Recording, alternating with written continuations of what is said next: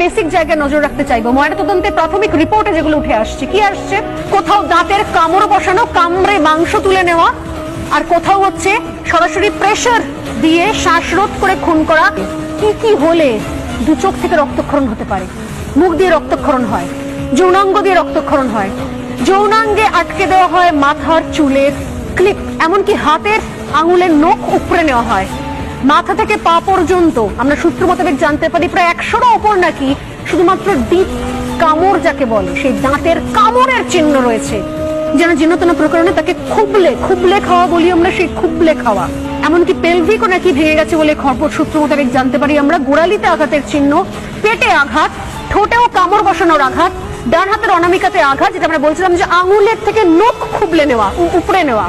এবং সর্বশেষ যে তথ্য, 2 ধরনের সিমেনের নমুনা পাওয়া গেছে বলে সূত্র মোতাবেক এখন জানতে পারছি আমরা।